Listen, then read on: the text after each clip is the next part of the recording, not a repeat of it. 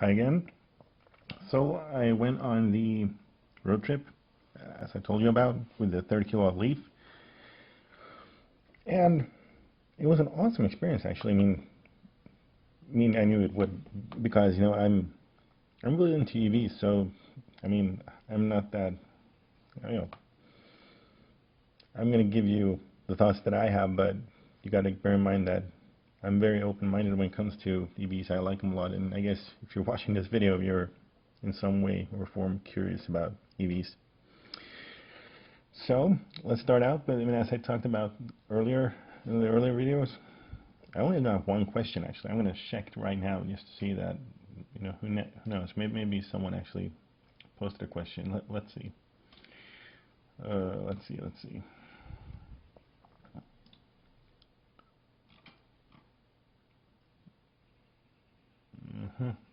No, I still have to have one question. So I'll start off with my thoughts on the whole test drive and the 30 kilowatt, and then we'll get to that one question. We'll probably spin it in there somewhere.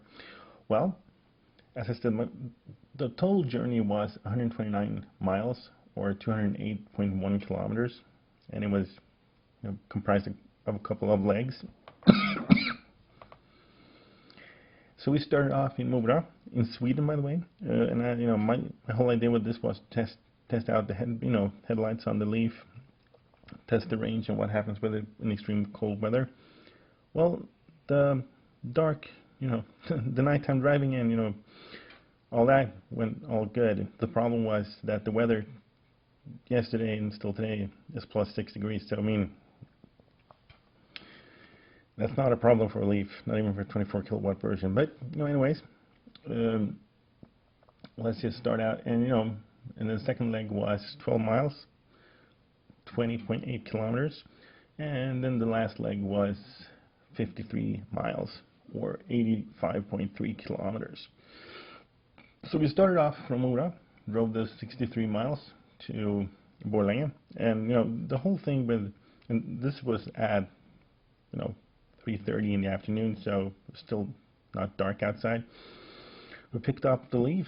The car had not gone one single mile. It was just had just come into the dealership.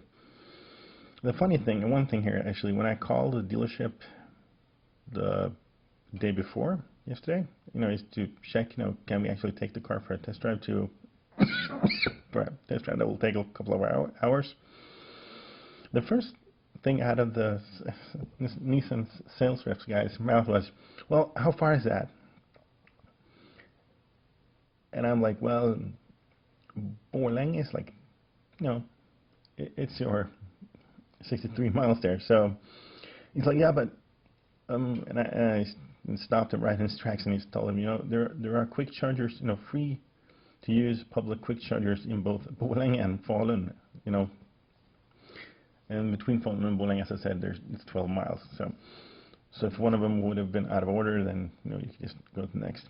But he was like, oh, and he was surprised that he said that oh, you know so much about EVs, and as I told him, the EV driving experience of the world right now, it's still in a very very early stage. I can understand people getting range anxiety and whatnot, but still. You got to remember that when you drive an EV, you gotta plan, and I've heard people say you have to plan ahead a lot. I haven't driven EVs that much, but this was still a decently long drive, and I can say that the only planning it takes is to just check out where are there charging points, and are there quick chargers, are there semi-quick ones.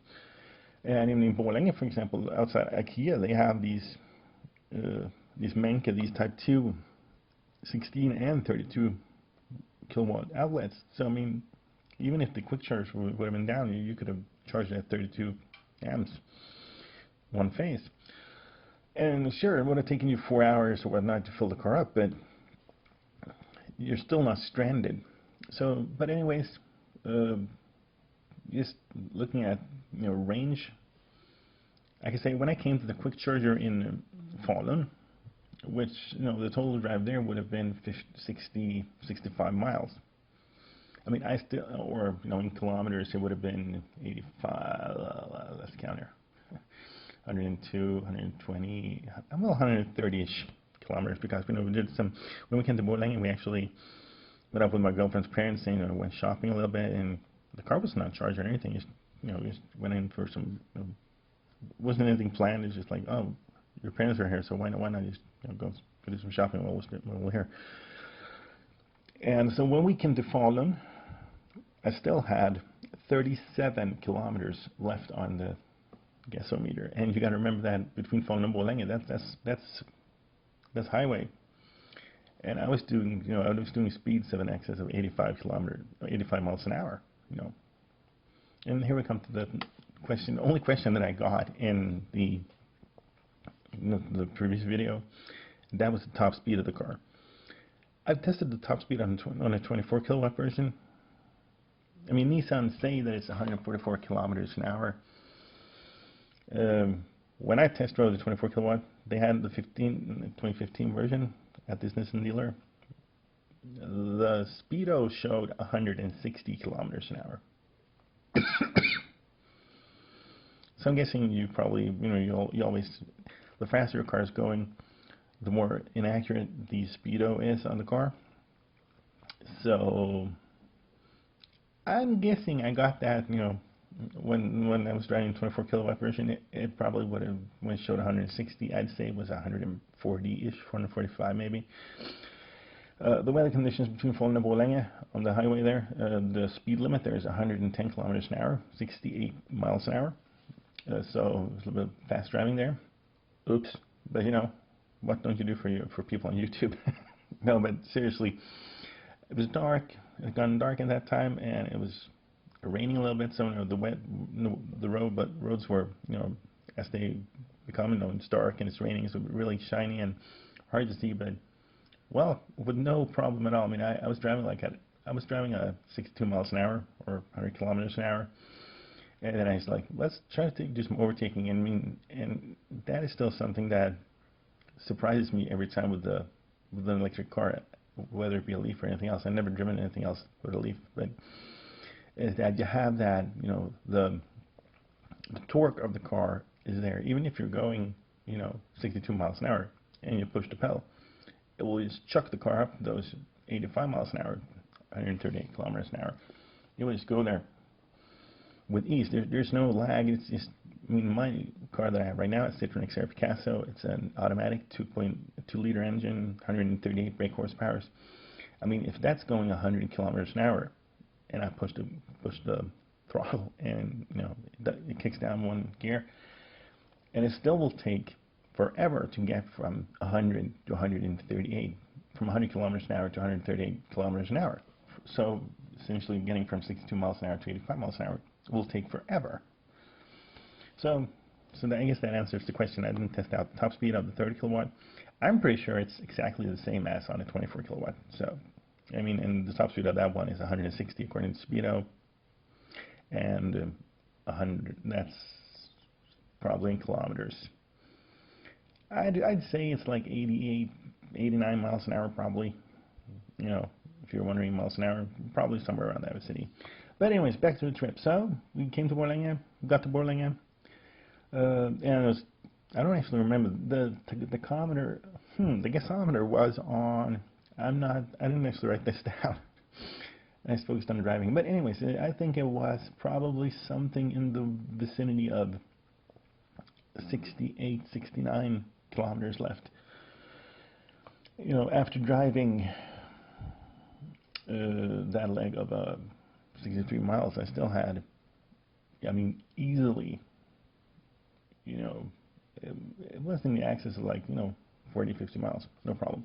Anyways, and here we come, I guess we're going to talk a little bit about speed limits in Sweden. Well, where I live, and you know, from here to those two big towns, Borlänge and Falun, big and big, but you know, they're bigger than the town I live in. I mean, the speed limits range between 37 miles an hour to 56 miles an hour. And And then there's a lot of, stretches of a kilometer or two that will be like 43 miles an hour, 49 miles an hour, and then back down to 37 miles an hour, and maybe then, and then maybe if you're lucky, you'll get a stretch of like 12 miles that will be, 56 miles an hour, and so it goes up and down. And the lower speed limit, the farther you'll get with your Leaf or with your electric car. And there's a lot of hills, and I saw that typical. Once you get up to a hill, it will lose a lot. But what to do? I mean, hills are hills, and we can't make them go away. And the regen on the 30 kilowatt is just awesome. I mean, it really pushes back a decent amount of power to the batteries if you're using it the right way. So we got to Borlänge, and then since they had a quick charger in Borlänge, and we were like, the public one is free. It's a Shadow 50 kilowatt. It also has the Type 2, or the CCS connector if you drive a non-Japanese car. So, I mean, but we were like, well, I mean, it's still showing like, over 60 kilometers left, so we're gonna make it easily. And we're probably, even though it's a highway and the speed limit is 68 miles an hour, it means it's not going to be a problem. And surely enough, I mean, I was pushing it. I was driving around 100 kilometers an hour from at the access of 62 miles an hour to 85 miles an hour, somewhere in between. And mostly I was doing probably 68 miles an hour, 110 kilometers an hour. And got to a quick charger in Falun, and as I said, it's free. Just drive up to it. You start the charging process. Insert the Shadow, start the charge process, and away you go. No hassle there. I mean, I know if you look at like Ian Sampson's videos, I mean, Ecotricity has their problems with their chargers down on occasion in the UK, but as I said, I've never driven that much. So once we get our own Leaf, we'll see how that goes. I mean, I've never heard any problems with these, in Borlänge or Falun, and but plugged it in. It's located near in Falun. It's located near an ICA. It's a supermarket, big supermarket. They have a cafe and whatnot. So, plugged in. Went to the bathroom, and ordered some food. Got some pastries, and some sandwiches, and. Once we started eating, because I set the timer on my phone to like 20 minutes, because that's what they say, 20-30 minutes to 80% charge, and it's like, well, the battery was at 37, and it's like, oh, okay, so I haven't even started eating, and the car's charged. Imagine if I went to that supermarket to do my, usually go away once a month, and buy groceries. Not for the whole month, but the base products that you need a lot of, pasta and coffee and whatever. So, I mean, we would literally not have even gotten into the store before we'd reached those 80%. But anyways, so we just did what we did there, and when we came out, the charger showed that we've been charging for 43 minutes, I think it was, and the battery was at 93%. This is the first quick charge on the car, and I know that a lot of new Leafs have had, once a car is new, first time you plug it into a quick charger, it would usually, or a rapid charger, call it what you want, you'd have the problem that it will basically, not recognize the car, cannot communicate with the car, so you have to, redo the process. But this is not the case. You just plugged it in and, started talking to the car, checking out the hardware in it, and then just charge. So 43 minutes later, 93%, jumped in the car. At this time, it's dark. The temperature had gone down to 0 degrees centigrade or Celsius, and it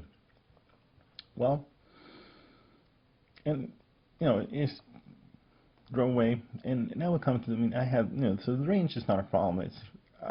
Of course, if I had the money, I'd definitely get a 30 kilowatt version. I mean, it has a decent range. You'll get. Well, when I picked it out of the dealership, it said 153 kilometers. That's it. 153 kilometers. I was like, first off, I was like, well, this is even a 30 kilowatt version, because I know that when you pick out a 24 kilowatt version that has been on charge, and Now, I know it looks on how you've been driving before this charge and whatnot, but I was like, is this really a 20? I mean, is it actually a 30 kilowatt version? And but I realized no, the heater was on, so I turned the heater off. You have to see it jumped up to 180 something. But when we went away from where I was like 2-3 degrees plus, so we were actually we were actually driving it like a normal car. And when we started off, it was like at 153, and it had exactly the same thing that Ian Sampson had. That when he first took out 30 kilowatt, I mean, it said that I was losing 58 kilometers of range since I had the heater on. And then when we've been driving for like in half an hour, 45 minutes, it said you were losing, first 4 kilometers, and said, and now you're losing 1 kilometer. So the loss isn't that great. But I mean, I guess that could be a scare for someone if you go into the settings and you find, if you put the heater on and you see that you're losing like, almost 60 kilometers. I don't know how that translates to the 24 kilowatt version, but I'm guessing it's the same.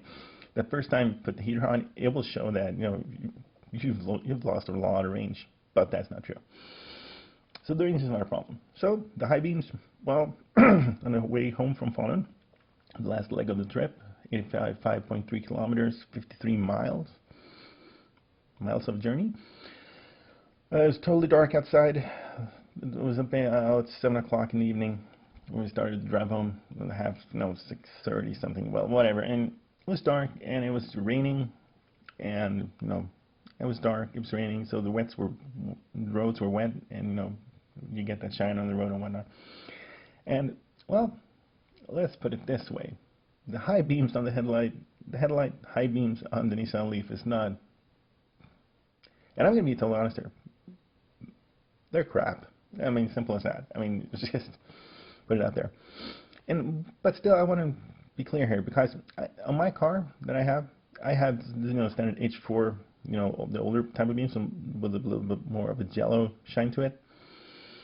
The Leaf, and by the way, this was not a Tecna. I did not know if they were going to have a Tecna demo car or a Accenta. This was an Accenta version, so this does not have the LED low beams, but still, as I understand it, the high beams are the same. But anyways, since it has halogen lights, you get a more whitish shine, so it helps. You don't get blinded by other cars. In my Citroen, when those conditions occur, it's dark, it's raining, and the roads are wet, I don't see squat. I mean, I can actually I have these extra lights on the car, distance lights or whatever you call them. And I mean, if I have those off, then I'd say the light on the Citroen that I had from 04 is worse, because it has more of a yellow glow to it, as the older type of car lights have.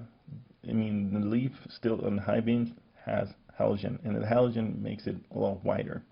Not extremely. It's not like you're driving with the xenon lights or anything like that. But it's doable, and you don't get blinded by the other cars, and I think that's the main thing there. I mean, if I would to buy a Leaf, I would. I mean, when ordering it, I would tell the car dealer, put these extra lights on the car, the biggest, baddest ones you have, chuck them right on there. So if you're going to do any excessive amount of driving in the dark, then you would definitely benefit a lot from adding better light, extra lighting to the car, exterior lighting. But since we're going to lease the car, that's not going to happen, and I can live with it. It's totally okay. And most cars, if you buy them from standard car, you buy, I don't know the Tesla Model S or the Teslas in general, how the lights are on them, but my experiences with cars, I mean, I've had 8, 9, 10, 12 cars, I don't know, since I got my driver's license, and the standard lighting on the car isn't that great, usually on no car that I've ever owned. So I wasn't surprised. I mean, it wasn't worse than my experiences with the standard lighting on a car, and it wasn't better either. So that's it. One thing that I noticed, and this is just me, because when I took out the 24 kilowatt version and we went for a drive, it was, I think we went for a, well, it was like 15, 20 mile drive. That was also on standard roads, top speed on those roads, 56 miles an hour, 90 kilometers an hour. I remember driving the 24 kilowatt version of the Leaf, the 2015 version. You got a lot of road noise into the car, and this was with summer tires, standard, there was no winter tires. This car now, 30 kilowatt, had winter tires, not studded, but still winter tires. And winter tires tend to add, more cabin noise. But the point is that the 24 kilowatt version that I drove had, got a really high amount of road noise into the car while driving, with speeds of between 56 and 68 miles an hour. So between 90 and 110 kilometers an hour, a lot, really, annoyingly a lot. And that was not the case with, I don't know what Nissan had done with the 30 kilowatt version, because it's a lot more quiet inside. Or if it's just, the model year 2016 model that has more soundproofing, sound dampening in the car. Because the ride was a lot, the noise level in the cabin was a lot lower.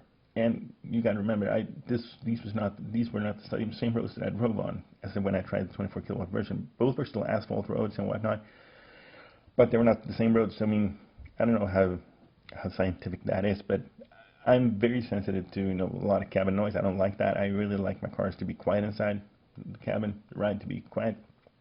And the 30 kilowatt, in my impression, really delivers on that. I haven't heard anything. I've never heard anyone say anything about this, the sound dampening of the car, of the 30 kilowatt being any, or the 2016 model year being any better than on, previous year models. I don't know. So, but that's my feel on it. It was really nice and quiet.